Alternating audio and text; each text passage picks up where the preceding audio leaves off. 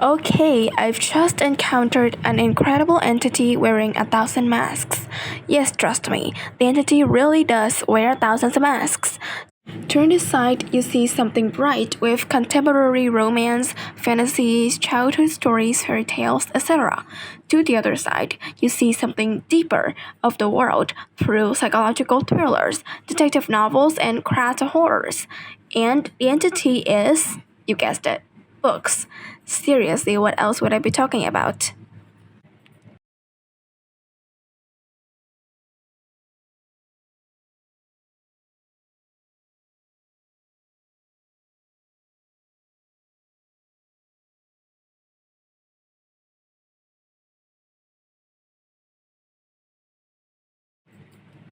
Hi, this is the second part of Us and Books, and I'm Ngoma Han.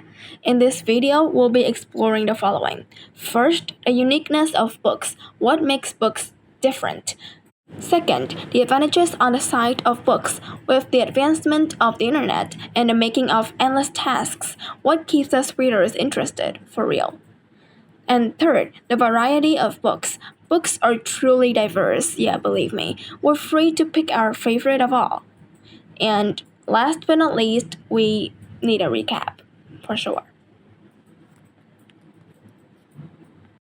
Books are fundamentally different from other forms of media and storytelling. You get me? When you watch a film, you're like, okay, the screen is showing me this, so I see this. The audio is playing this, so I hear this. Basically, here we're told how to perceive things. But wait, I'm not saying we should ditch other medias altogether. They have a magic spark of their own that we simply shouldn't ignore. Here in this video, I'll just be talking about the uniqueness of books in my opinion, and that's all it is. So back to the main topic. When you read a book, you are more like, okay, I have this description. Dear me, please help me imagine a very good scene based on this description. I'd sooner I contemplated the meaning as well. Thanks, me. So, simply put, if you'd ask me, I'd say that it seems like we as readers have quite a lot of control over what we want to see and feel. We can see and feel as much or as little as we'd prefer when we're reading books. And well, this leads us to the next topic. Okay, so books are unique. Yeah, that's short. That's where I'm gonna end this section. Just kidding. I'm always in the need for yapping, especially about books. Okay, so first, books are the filter of truth amidst our fast paced world, especially that online. You know, most of the time, not every time, you go online, your brain's like, either, is this content trustworthy? Or, what is this about? Nah, it seems sort of a watch. Let's discuss the first line first. So, the internet gives us all the information we want, and the majority of it is correct, but there are falsehoods as well. And for some reasons, it appears to me that false information spread like a lot faster than correct one does. Maybe it's just me, but you know. I'm not denying it. It's not that I'm not a YouTube addict or anything. You know, that feeling when you think this is the last song for the day, and 10 minutes later you're still listening for some reasons. But wait, that's off topic. I mean, I scroll the internet too, and I'm desperate for some information online because I can't find one in real life, and I understand the appeal of getting information right there before you. It feels insecure sometimes, though. At times, you just like question the reliability of your infinite resource. And for me, books give off like a really different vibe. Usually, in published books, you can at least rest assured that the content is, well, correct for most of the time. People write with years' worth of experience, maybe even a lifetime's worth of knowledge, compiled into a single book, the one in your hands right now.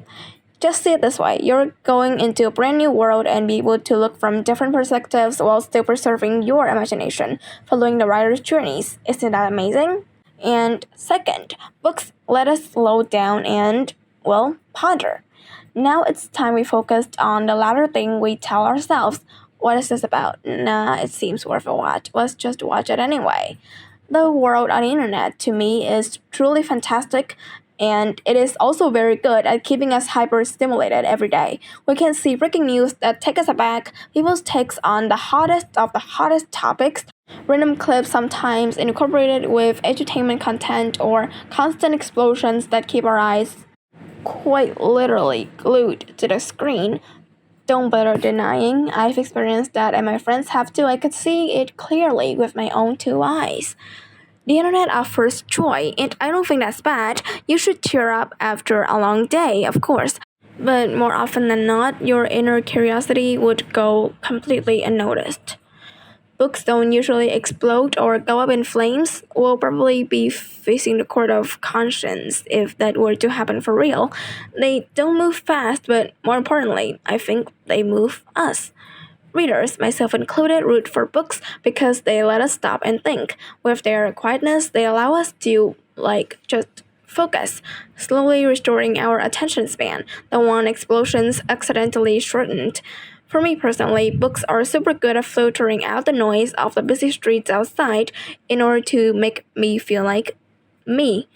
Amidst our bustling and hustling lives with endless tasks and projects, books really feel like home. For me at least. I don't know about you, but inside the world of books, the pressure just seems to vanish for me.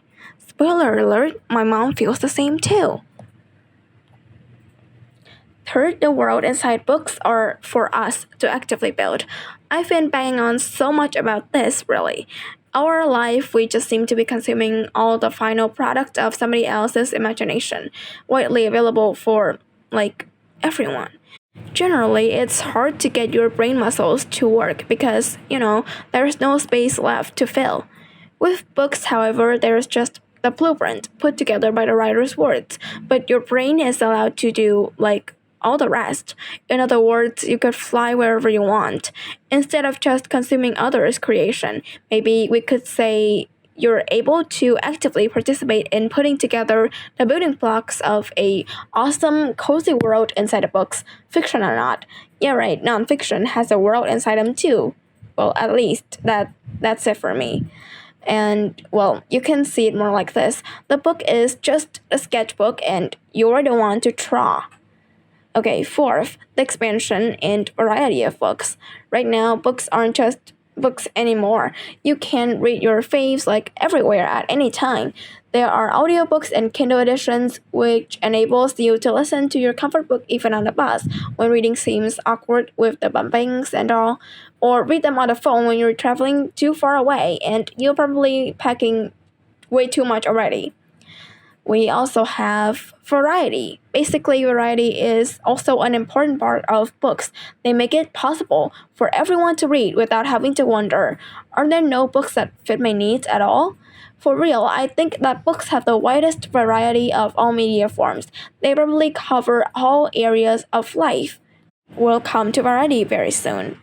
Actually, we're there right now. Surprise! So we have a wide range of books to choose from. This is for real. I'm not gonna break books down into genres here. Instead, it will be more like the purposes of different types of books. But wait, don't leave. I will attach some popular genres to each of these categories as well. Note that these lists are not exhaustive to any point. There are a whole lot more to explore and all this is just a seventh grader's opinion, so feel free to point out my mistakes. Okay, so we have first entertainment. You could try novels. We have fantasy, contemporary, romance, detective, thriller, etc. A lot. Any type of novel could be counted as entertainment in my opinion. We also have communication and diplomatic skills, perhaps step-by-step manuals and nonfiction works. We also have psychological breakdowns, techniques, and recommendations, insights into anthropology and linguistics, etc. But you could also try classic novels. Oh, and if you ask me, I highly recommend Pride and Prejudice. We also have novels that subtly reinforce communication skills through storytelling. And the third is foreign languages. You could try nonfiction. We have grammar breakdowns, vocabulary breakdowns. We even have novels and letters written in a language you want to learn or bilingually, written in both that and your language that help you expand your vocab and grammar range. We also have startup ideas and future jobs. In this, I think that novels work very well, like contemporary, sci-fi, science-based, etc., allow you to travel the characters' journeys and suddenly see if what they do could spark your interest.